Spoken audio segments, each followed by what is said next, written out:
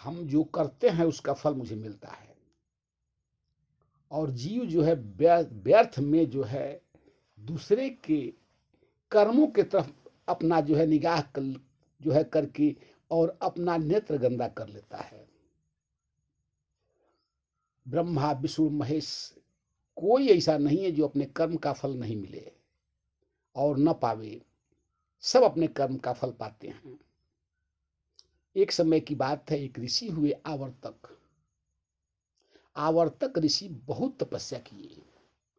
घोर तपस्या करने के बाद जो है इंद्र जब जाते हैं और कहते हैं कि हे आवर्तक मुझसे वर मांगो, आवर्तक जी कहते हैं कि हे इंद्र देवता मुझे कुछ भी नहीं चाहिए, मुझे केवल भगवान का भजन करना है, मुझे कोई किसी चीज की लालच नहीं है,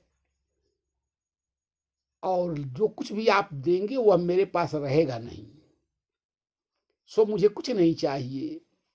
इंद्र जो है दुखित होकर के और ब्रह्मा जी से यही बात कहते हैं। ब्रह्मा जी भी आते हैं तो ब्रह्मा जी कहते हैं हे आवर्तक तुम वर मांगो, कुछ भी तो मांगो।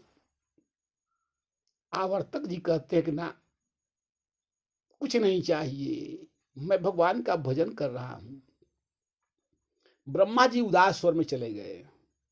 पुनः भगवान विष्णु जब आते हैं तो कहते हैं कि हे आवर्तक कुछ भी मांगो, कहो तो क्षीर सागर दे दें, कहो तो वैकुंठ दे दें, कहो तो इंद्रासन दे दें, जो कुछ भी मांगो कहो अमर कर दे रहे हैं।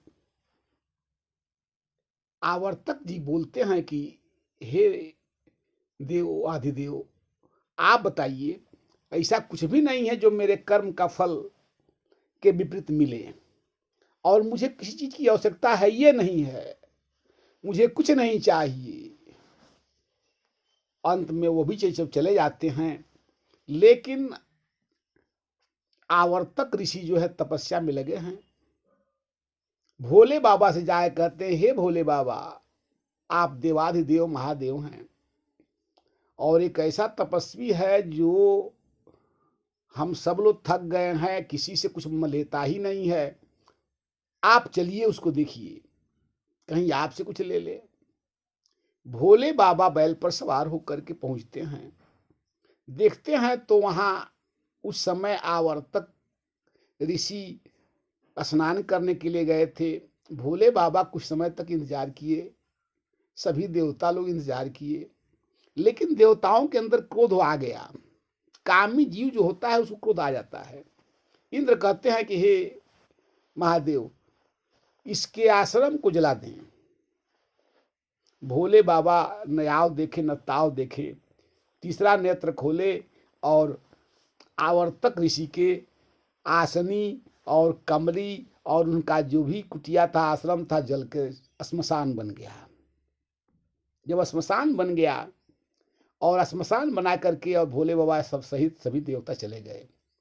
आवर्तक जी जब आते हैं तो अब आवर्तक मुनि देख के बड़ा क्रोधित होते हैं, कहते हैं कि मैंने तो किसी से कुछ मांगा भी नहीं, सब देवता मुझे कुछ दे रहे थे, मैंने कुछ लेने का प्रयत्न नहीं किया, फिर भी हमारे कुटी को कौन जला दिया। कमंडल से जल लेकर कहे जाइए, जो भी अगर मेरे इस जो है आश्रम को जलाया है, श्मशान बना दिया है जला करके, जा वह हमेशा श्मशान में ही वास करेगा, और मेरी लंगोटी तक भी नहीं छोड़ा, जला दिया है तो उसको पहनने के लिए लंगोटी तक नहीं मिलेगा, वह नंगा रहेगा। अब जो है श्राप मिल गया तो भोले बाबा के पास श्राप जाके खड़ा हो जाता है, कहता है कि भोले बाबा आपको श्राप मिल गया है, जिसके कारण भोले बाबा के शरीर में ज्वलन पैदा हो गया।